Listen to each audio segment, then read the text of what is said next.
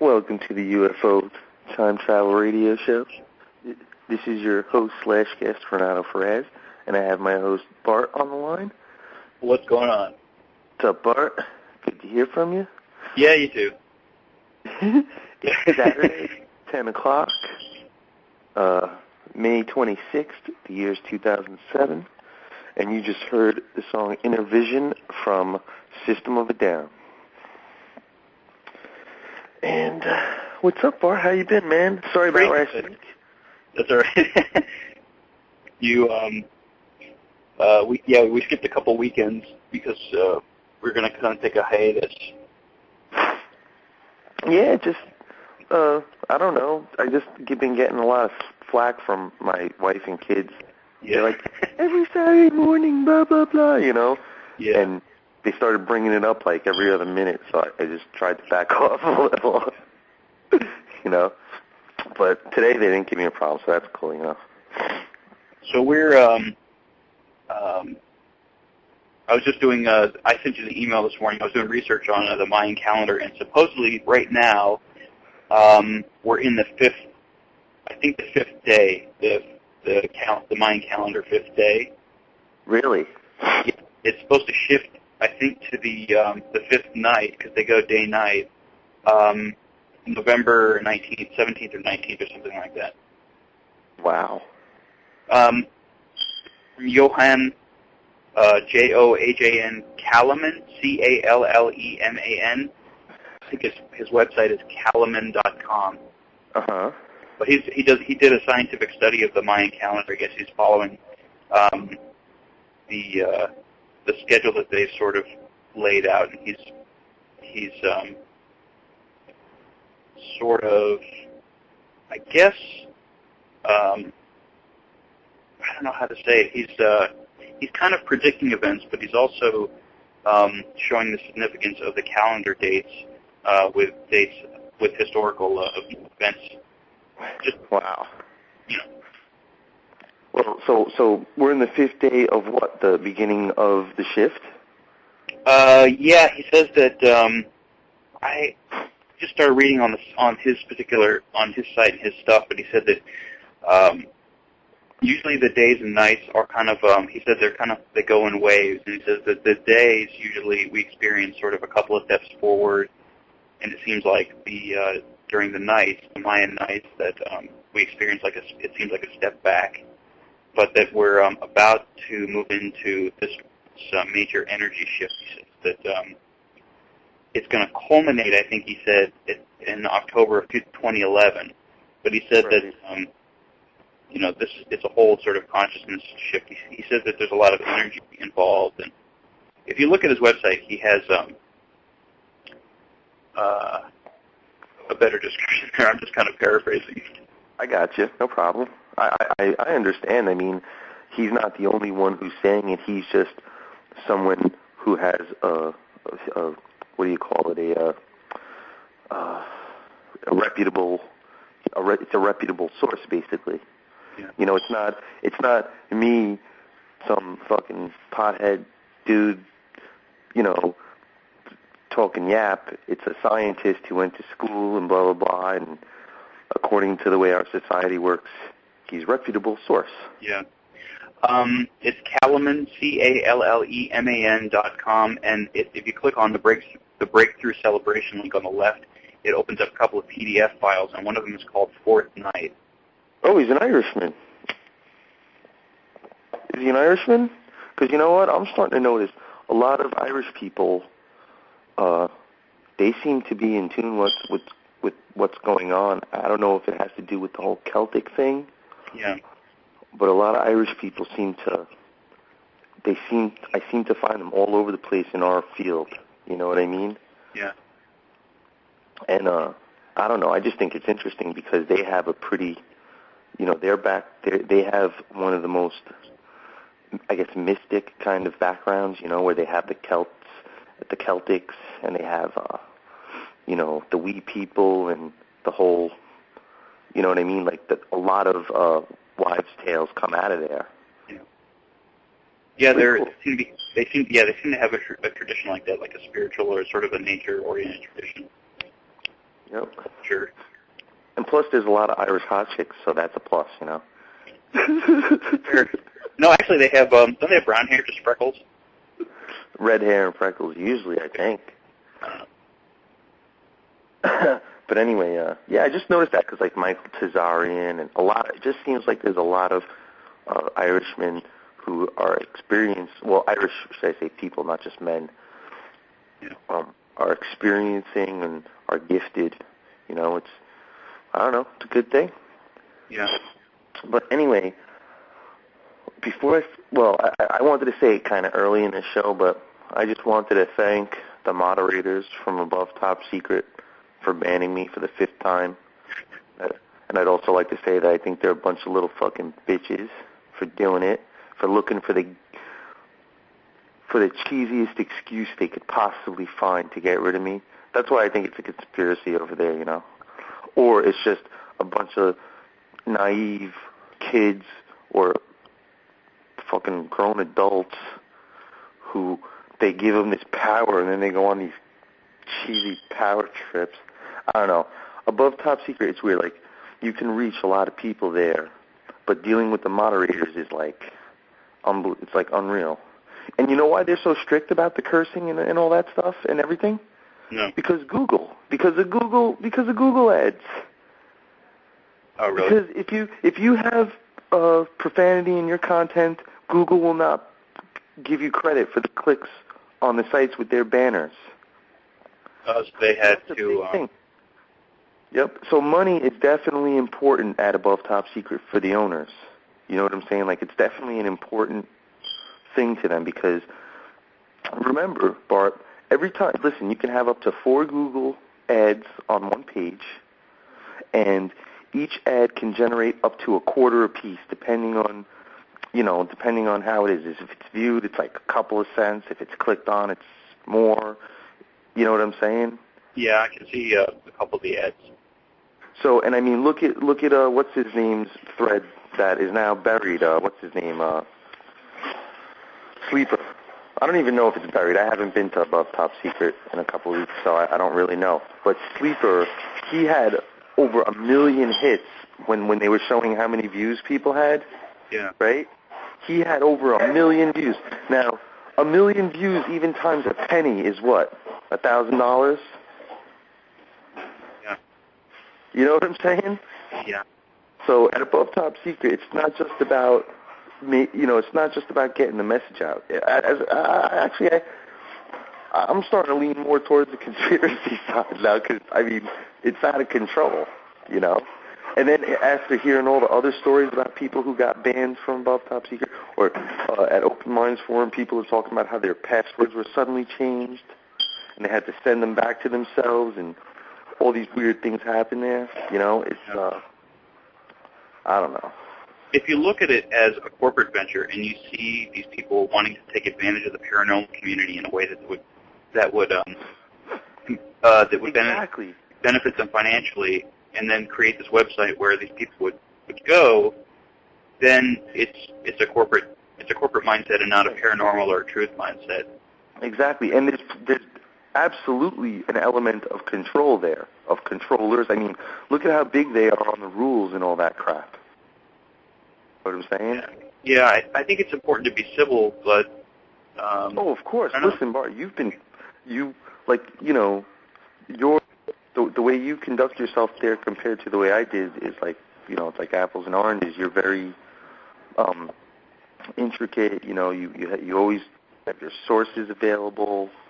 You know, I like kind of, you know, I have no patience. I type little 2-liners and 3-liners, and you know what I'm saying, like on the most part, and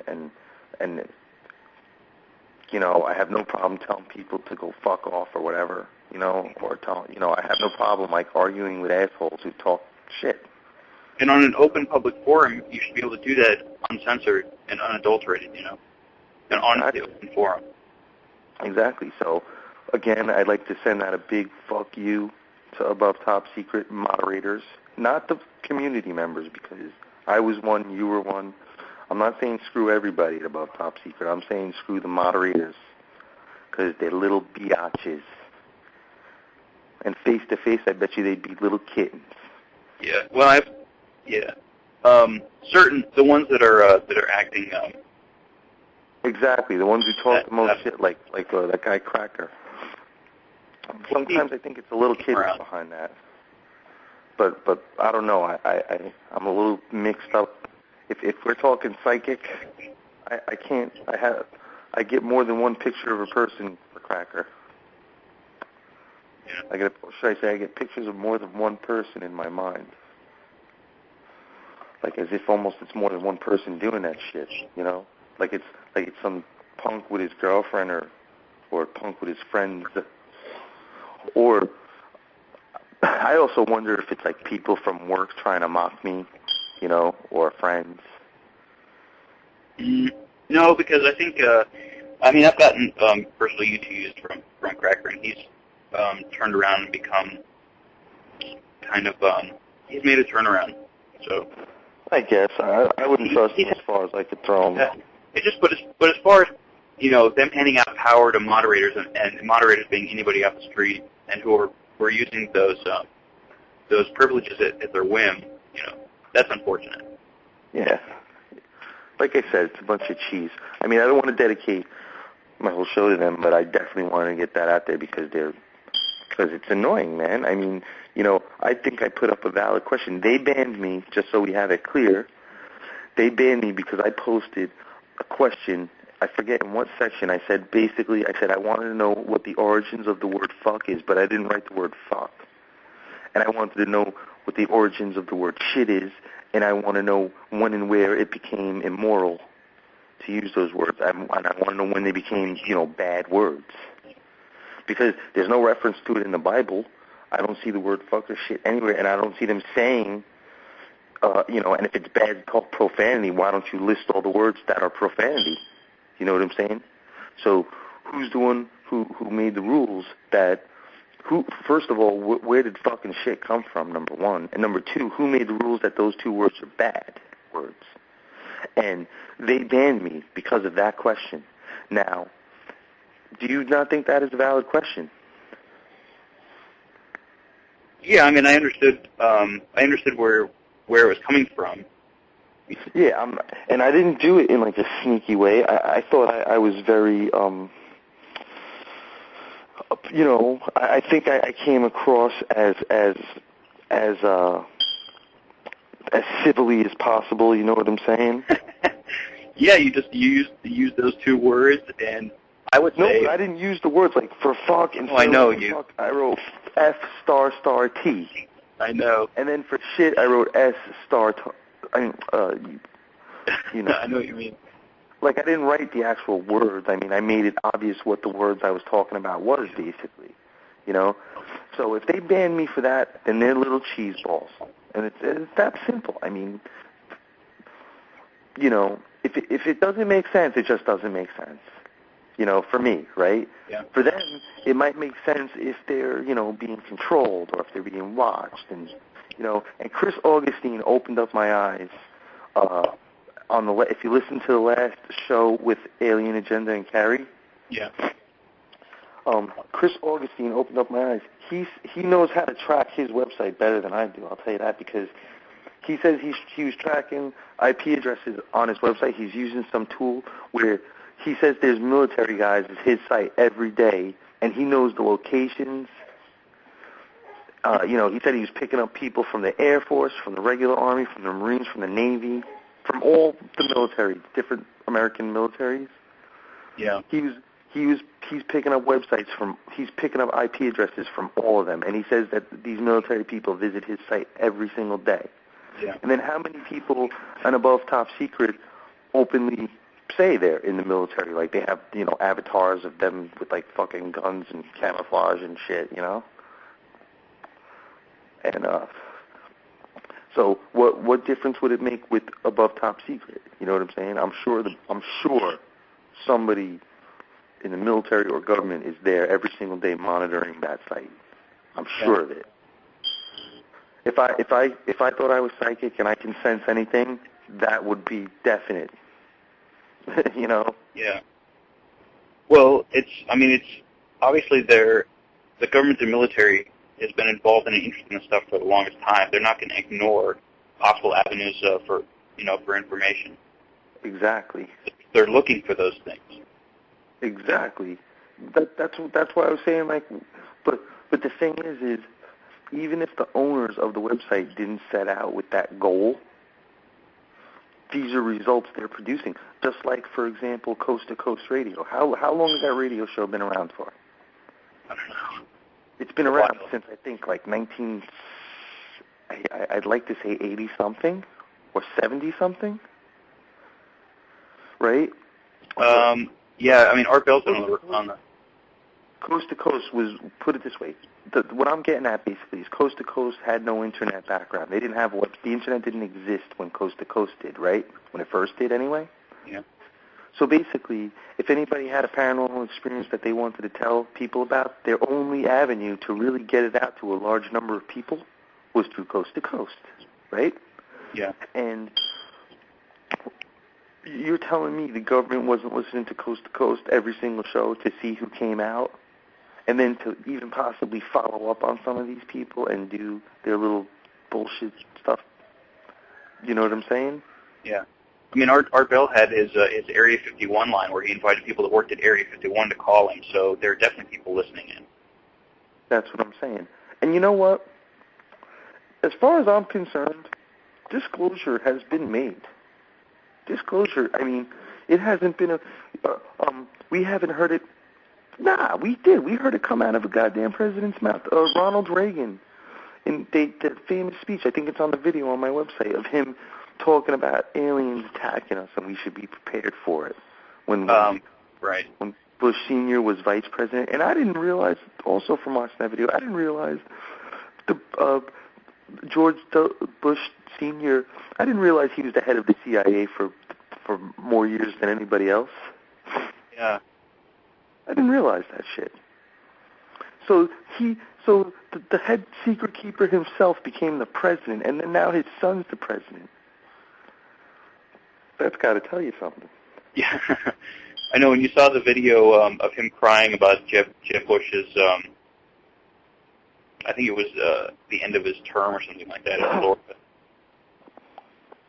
He got upset? Did you see that? No, I didn't. But tell me about that one. It was a post I made at ATS. Let's see.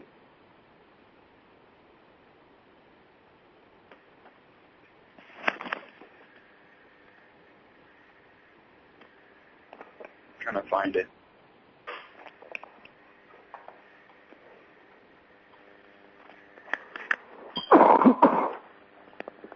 All right. Well, but you know what I'm saying. I mean, basically, to me, remember when you responded to questions that a couple of posters had asked, because I emailed them to you, and you said,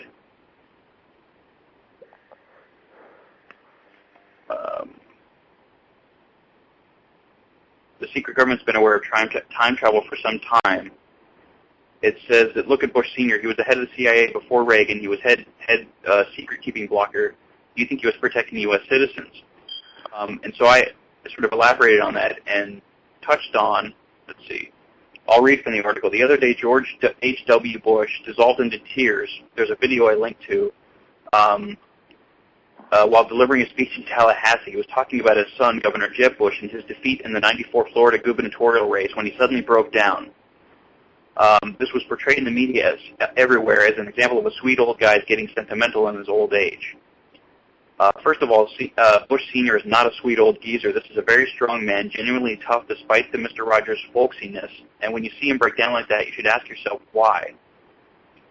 This person writing this article says, I'm no psychologist, but there's a word for this phenomenon, displacement. In layman's terms, and these are the only terms I'm qualified to speak in, displacement occurs when you really are upset about one thing, but that one thing is so terrible or so awful to contemplate or so impossible to admit consciously that you convince yourself that you're upset about something else. And it was suggested by other people who had seen this that he was actually crying about terrific amount of money that he lost, or the realization that their sort of reign or their regime is coming to an end, or will see an end. You know. right? And if you're watching the video, you get this instinctual sense that he's really breaking down and crying, and you get the sense that it has nothing to do with just a political, situation with his son. Yeah. You know, there was one story I heard about President H. Bush that really threw me for a loop, and it's not really paranormal, but it's pretty wild. It says something about his personality, basically. Is he went to a supermarket when he was president, and he saw the lady scanning the food with the scanner, the barcode reader, and he didn't know what it was. He didn't know it existed, right? And I thought that was funny because he's working in like frickin' Area 51 practically, you know, with all sorts of exposure to all sorts of things, and then all of a sudden, you know, he's never seen any kind, you know, or he was surprised that it made it to the mainstream.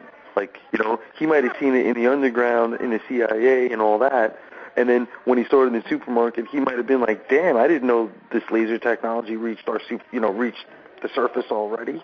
Like, you know what I'm saying? Yeah. Like, that's what, you know, you can interpret it a bunch of different ways, and it's like, holy cannoli, you know? He's totally at the touch. My son came looking for me. Yeah, my mom's over. Sorry about that. That's all right. But, yeah, man, it's, you know, hey, man, what can I say? It's another conspiracy. And tell me, when he was crying, where was he? He was in Florida, or he was home? Yeah, Florida. Tell me, was he on, like, a stage, sitting in, like, a chair? He was actually, I think he was it was a podium. He was delivering a speech at a podium. Oh, and he broke down crying on the podium? Yeah. Damn. There's, I'll just give this up briefly, but if you go to YouTube, and I think you can put in NWO brainwashing as a search for a video, and at the beginning of that video, you'll see President Clinton at the time that I think he was governor, or that he was just beginning his presidency. I don't know what the time frame is, but there's a woman putting makeup on him, and he's sitting in this chair, and he's completely he's got this completely empty, blank look on his face. I mean, he just looks completely. You would think that he looks stoned out of his mind, but if you consider sort of, you know, the mind control stuff, you get a really creepy feeling. Yeah, I think you saw that video, right? I think so. Actually, no, I don't think I did. Well, if you type in NWO brainwashing, that's what the video is called. Nice. And there's actually the video icon they have for it, the still picture from the video is just a guy with a regular-looking guy in a suit with his hair sort of combed over. He actually looks like... Hold on for a second, Bart. Okay. Sorry about that. I'll keep talking. He looks like the guy who played the Antichrist in The Omen 2, I think it was. I'm sorry, say that again? I was just saying that the freeze frame still from this NWO brainwashing video on YouTube is of a guy that looks kind of like... Yeah, he looks like the Antichrist guy from the Omen 2, or the Omen 3. Wow. The guy with That guy does look evil. Yeah. But this guy also, they say, is also under some sort of programming, because they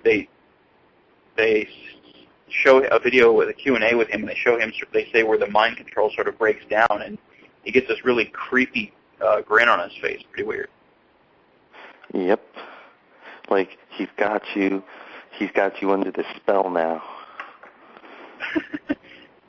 I don't know. Sick stuff. You know, it's weird, like, when I think about it, especially, you know, thinking about being like a teenager, I realized how brainwashed I was when it came to, like, the system, you know. I really do. Because it's easy, because it's weird, like, it's almost like we have this built-in if you can't beat them, join them kind of mentality. You know, it's like somebody who gets pulled over by the cops and they always had trouble with the cops, and then suddenly they become a cop themselves, and then they go around doing it just as bad or worse, you know? Yeah. Like, you know, putting the law into their own hands and basically doing whatever they want, and, you know what I'm saying? And it goes all the way up to politicians. You know, I'll never forget this one video I saw. It was about Ice-T. You know Ice-T? Yeah. Ice-T started going around doing like seminars, and he was basically trying to his seminar was the theme was to motivate young kids in college, right? He was going around to different colleges. They were actually hiring, you know, paying him to speak, and he was telling these college kids, like the clip that I saw, this particular clip, he tells these kids, he's like, listen, you can't go around trying to beat the system.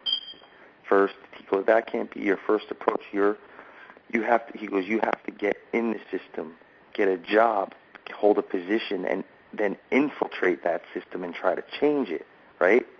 Yeah. And I thought, wow, man, those are fucking powerful words, you know? But on the flip side, though, is when you get into that system, you can go the other way. You can forget it. You'll get caught up in that system and become a slave to it, too. You know, the possibility is there. And then, especially in the government, people have, you know, in the United States, a big thing they promote is this, you know, I wouldn't say loyalty. It's because they use a different word, but it boils down to loyalty. You know, patriotism, basically. Yeah. And they use patriotism to build up people's kind of loyalty. But the thing is where the loyalty is, you know, there's two places it can be in the United States, really. It's either A, with the people, with the majority of the people, or B, with the government, you know, posse. You know what I'm saying? Yeah. And I think it's easy to fall into that trap, especially like, you know, being in the military and, you know, some people do get in there to change it and make it different, but then when they get there, they hit nothing but brick walls and they're isolated and they're beat, you know? Well, I think I appreciate Ice-T's position, but where his I guess where his ideology is lacking is that he hasn't been part of the system. He doesn't understand that there isn't a way to change it from infiltrating it. You know, the system can't be changed as much. It's got to be completely destroyed. Well, the thing is he's talking about just making it in anything. He like his speech was based on being successful and not becoming a thug from, I guess, you know, like choosing the thug life, becoming like a drug dealer and a gangbanger, you know. Like he was going from the perspective of like, I guess he was more talking about corporate America and infiltrating those kinds of things and like, you know, like working your way up the ladder and getting yourself into the system. And more than I think like the government in that. But the government was, to me, I definitely got the vibe. He was definitely talking about that too. But you know, listen, like you said, I understand his position too, but I think it is a lot tougher to do than what he was saying. And I think you're absolutely right, Bart. Yes. But anyway, I want to talk about that email you sent me about that guy, Joshua, yes. I was on the tip of my tongue. But that's pretty wild. I think the whole thing out of the whole thing, one of the biggest things that rings in my brain is, in one part she said, you do know that Al Gore and half the Bush family are shapeshifters, right? Like, she made it like so matter of fact the way she wrote it in the text. I was like, damn, you know, and you know, and how they were referencing like David Icke and everything.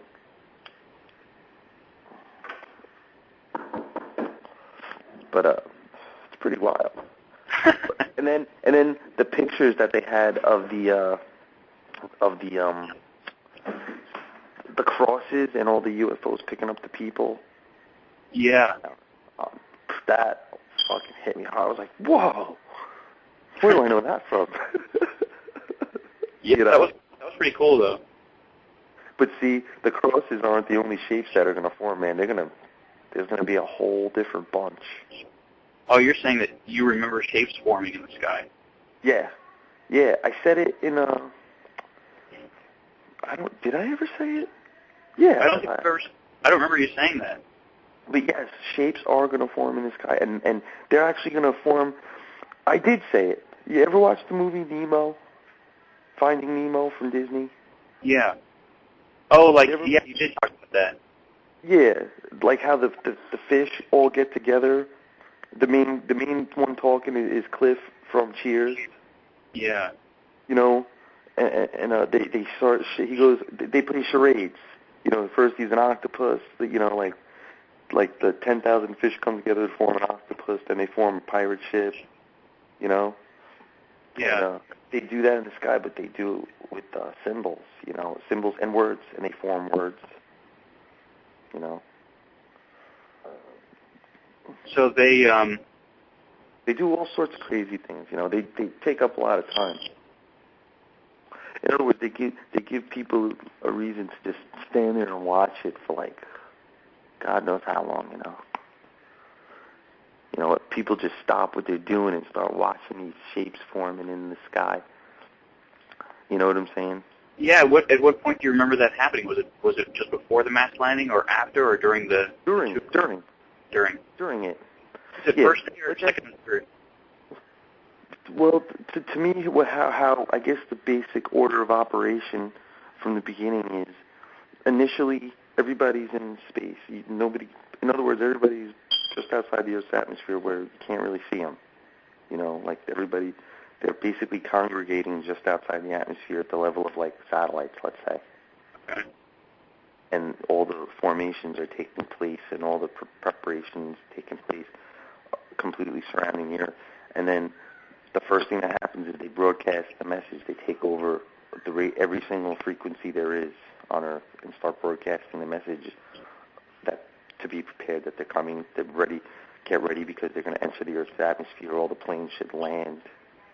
You know what I'm saying? Oh, they're telling all the planes to land. That's pretty cool. Yeah, and you know, everybody, they basically make sure the whole entire Earth is grounded, and then they enter the Earth's atmosphere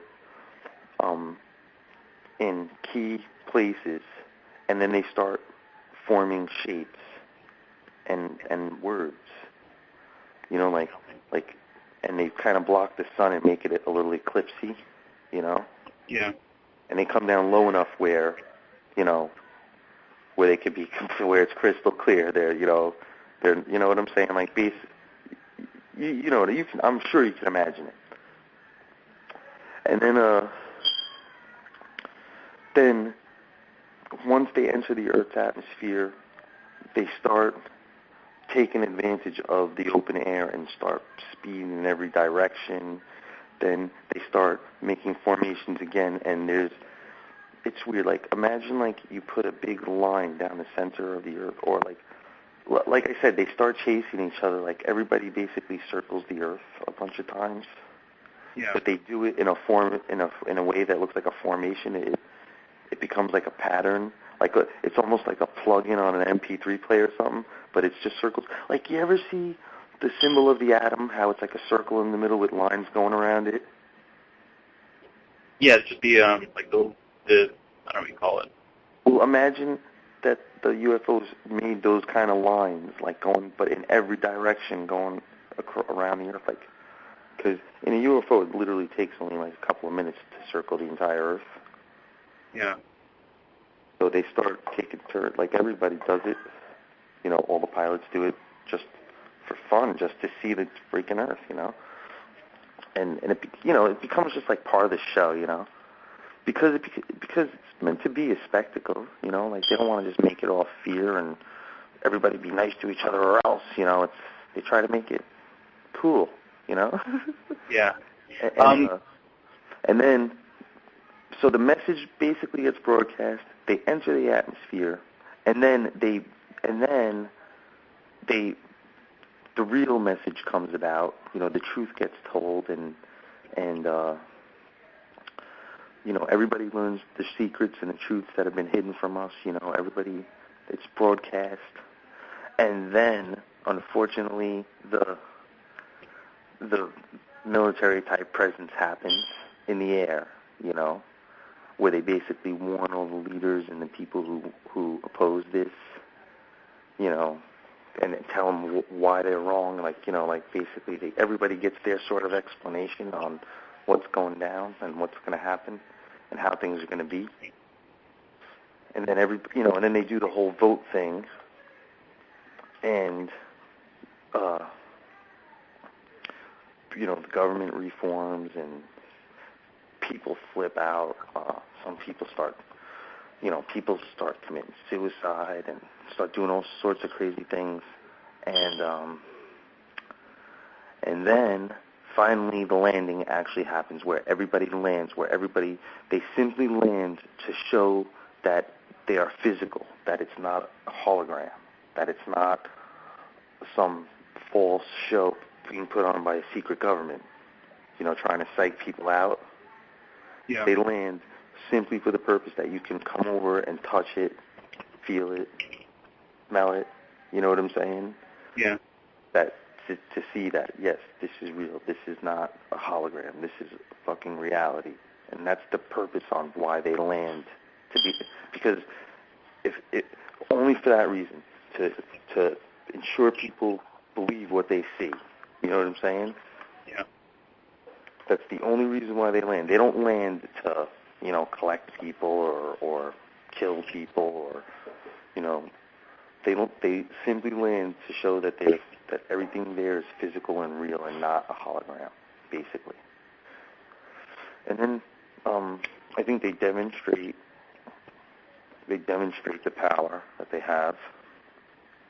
They say if you shoot a missile at us, this is going to happen, and if you try this, we're ready for you. In other words, they pretty much tell the military and the government, we know everything about you, and no matter what you do or try, we'll be ready for it, basically.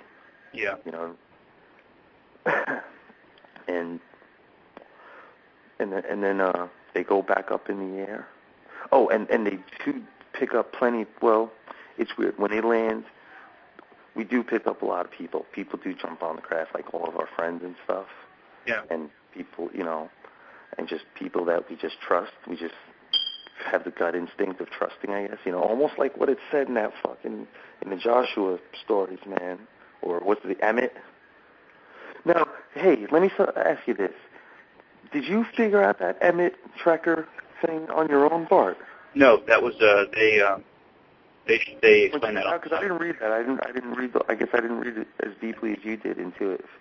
But I was like, wow, because me and Lance used to do things backwards a lot. When it came to music, if we wrote a song that we liked, and we were kind of like, I don't know, it was just basically part of our ammunition, was if we wrote a song we liked that we thought could be a hit, let's say, which, obviously didn't happen, but we'd take that song and play it backwards, and it would make a whole new song, and it would have a whole new, vibe to it. Yeah. And then I found out, guess who does that? Who? Who are the messengers? What? Yes. All right. I found that out through the forum. That's pretty cool. Somebody figured that shit out. They're like, yo, I noticed that this song is backwards from this song. These two songs are the same song. This one's forwards, this one's backwards. And I'm telling you, and you listen, if you want to make it, and I really do, if you want to make it that badly in the music industry, that's the best thing to do. Take a hit song and just simply play it backwards. Yeah. That's pretty crazy. And make sure you write good lyrics because, of course, the performance has to be good, but you know what I'm saying? You have a bass. It's like sampling, but it's a different way of sampling. Yeah. That's pretty crazy. Yep. And I think, but I'm not positive. I think Kurt Cobain also had that idea from Nirvana. Yeah, like are there copyrights on the song played backwards? That's pretty interesting. Well, the thing is a lot of times they'll play their own songs backwards and not somebody else's. Yeah. You know what I'm saying? But I was saying, like, if you were desperate. Yeah, I mean, is the copyright on notes played in a certain sequence, or it's pretty? No, there's no copyright on that. The copyright's based on the audio sound. It's not based on what you see on paper. That's pretty cool. It's based on, because, you got a whole song. I mean, the drums are going to be different. The bass, it can do its own thing different than the guitar. It's, there's a lot of things, because usually it's just the guitar that would do that, or maybe the guitar and the bass, but you know what I'm saying? The drums, you can't copyright drum beats and stuff either. Yeah, you can't copyright a sequence in drums. You can copyright the sound of it, like how you mixed it up and what kind of effects you put on it, and its overall sound is copyrighted, but the sequence, no. Yeah. I want to really quick give the site out for the story of the Joshua story. Oh yeah, definitely. This had the picture of the crosses, the lighted crosses in the sky, and the UFOs picking people up. The website is http:// T as in Tom URAK 2012.1111m as in Mary, B as in boy.com. It doesn't have, for some reason, that's the way you can get to it.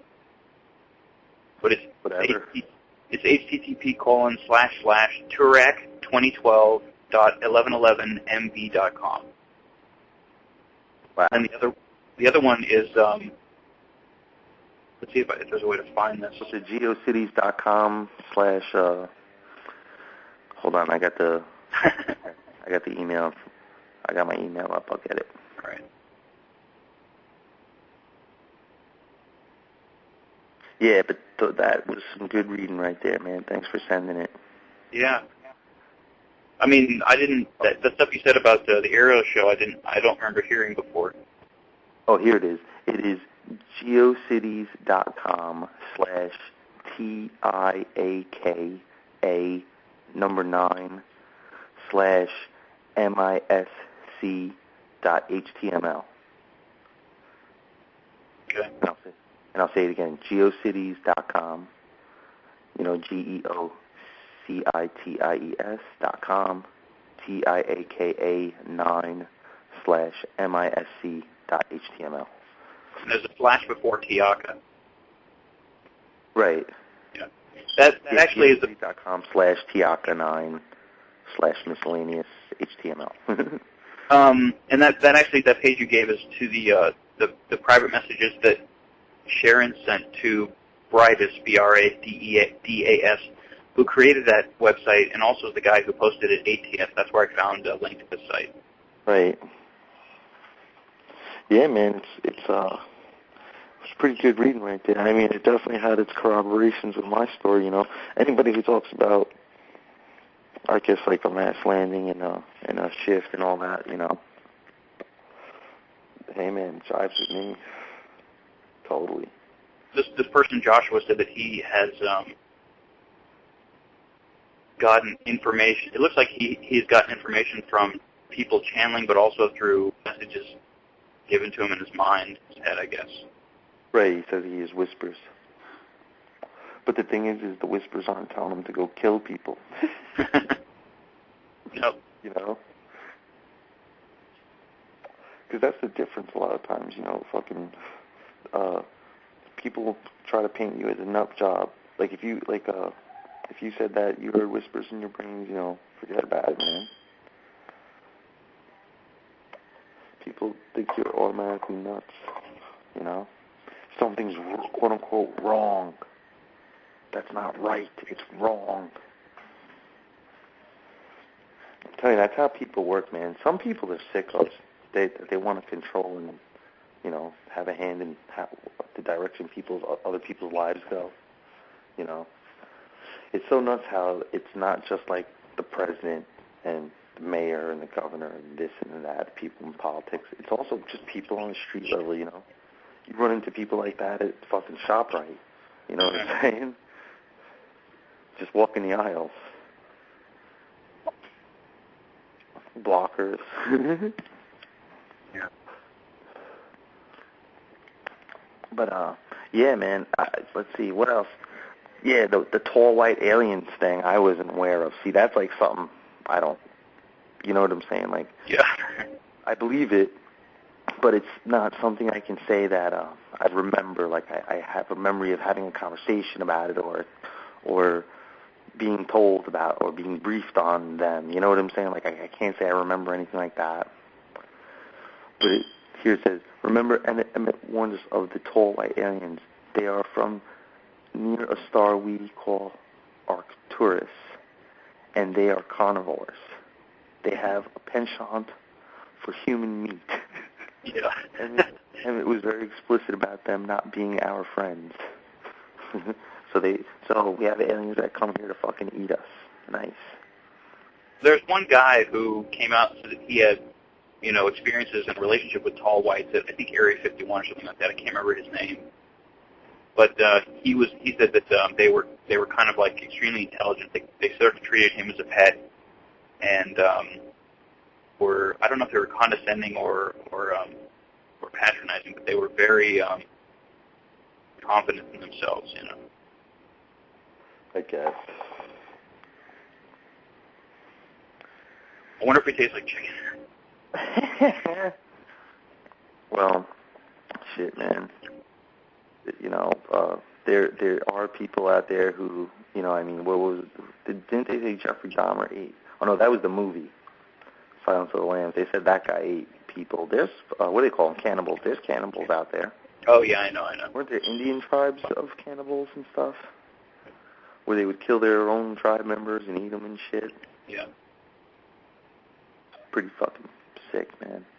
And then it says, underground ETs, the truth is very disturbing, must be revealed to the public.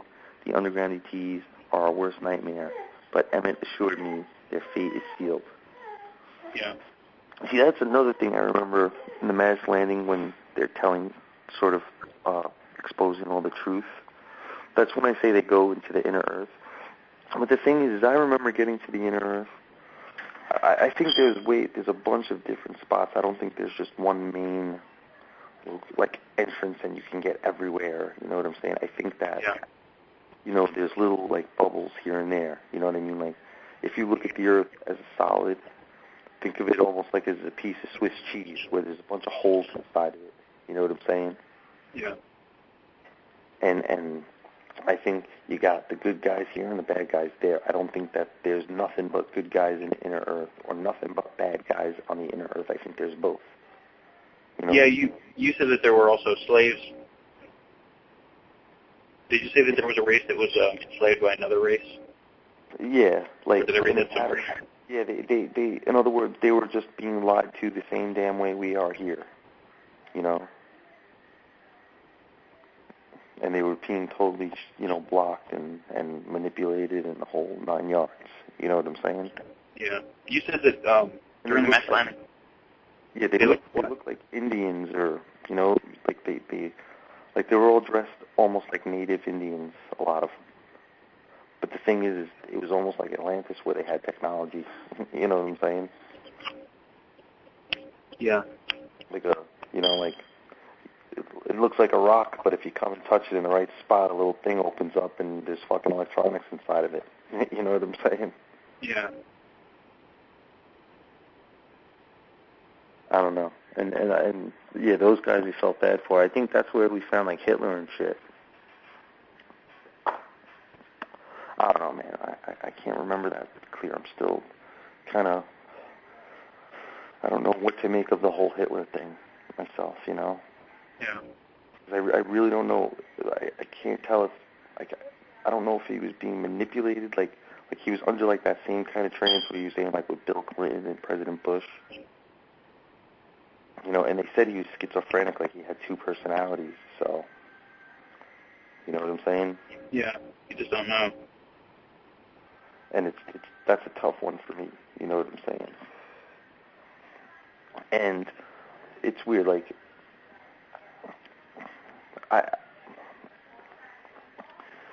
it's just weird, man. You realize how much,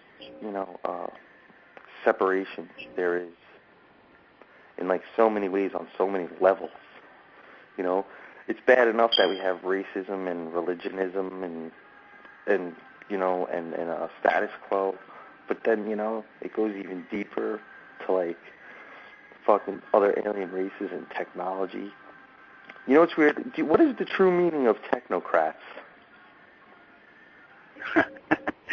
Oh, it's a new word. I don't know.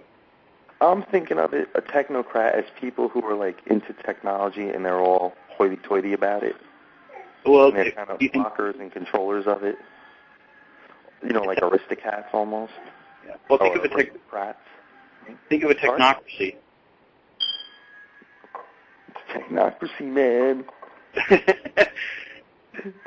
It's ruled by those with the best technology.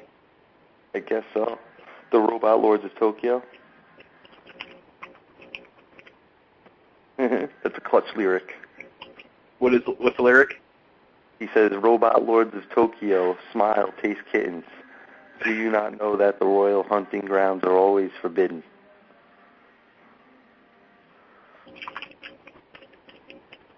It's the song 11000111001, and he says, among the metal ones, a messenger will soon arrive.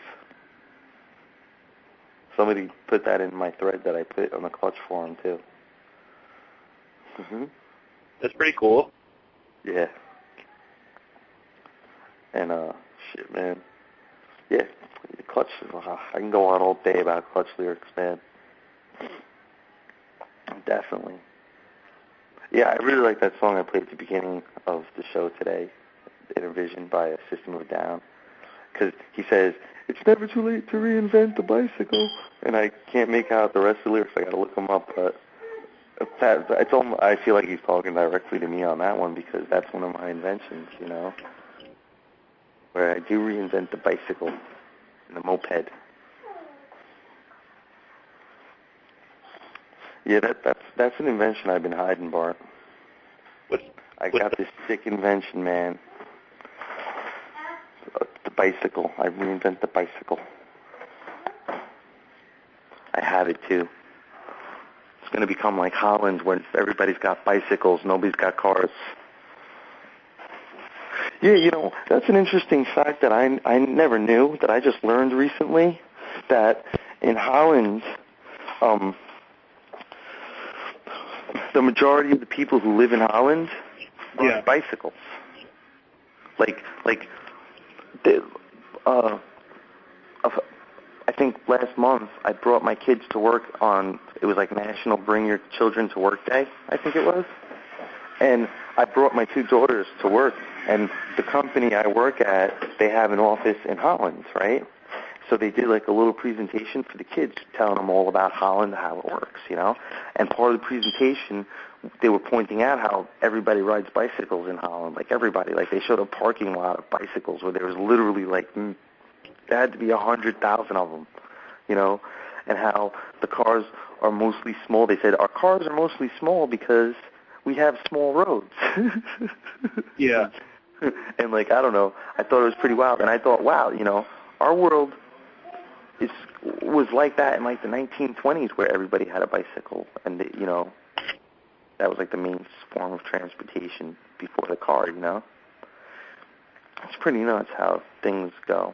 And yeah, but the thing is, see, my bicycle invention is also a car. It's a motorcycle. You can call it a bicycle, you can call it a motorcycle, and the same thing can be applied to a car. It has the same, pretty much the invention I showed you, Bart. Yeah. The way how it sort of runs itself. That's pretty much it, dude. But it's got two wheels in the seat. You know what I'm saying? Yeah. Put it this way. To me, right, if a scientist was listening to me right now, I have two words for him. Excess energy. It's everywhere. It's everywhere in everything we do. There is excess. You know what I just learned yesterday along those lines? That the NSA has the ability to look at it and monitor and see everything that goes on your monitor, on your computer monitor, because there's a degree of I don't know what you call it, radiation or I don't know, energy that comes off of the monitor. In fact, they say that they put something on it to limit this radiation, but the NSA has technology that can pick up on that and see what you're actually doing. They're using it for various purposes. See, that's a comforting thought. Also, some hacking on the internet. All they got to do is fucking have some infrared type things pointing at your monitor. No, I had to tell you. Aside from that, they can just pick up these whatever the radiation coming off here and see what you're doing. But also, in the same conversation, they said that the manufacturers of trucks are outfitting trucks that have X-ray equipment. And I just saw a video that I found from Coast to Coast or something that I saw like a week prior to this conversation. So these people confirmed it for me because they had actually worked on these things. But they have these trucks with X-ray technology. They can look right through your car, into your house, through your clothes, anything. And they just drive these down the street or they park them somewhere and they just look at everything. Yeah. They've shown examples of it in movies all over the place. Well, Definitely. You see it in movies, but I got a real-life confirmation for it yesterday. I mean, the video I saw and then this conversation with these people who are actually involved in it. Well, then there you go. It brought the reality home. It's kind of freaky.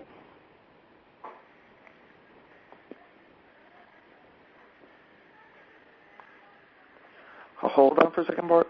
Okay. I don't have it. Where? Well, what do you need it for? You going with Mommy? Why do you need the money now? Oh, wait. Hold on. All right.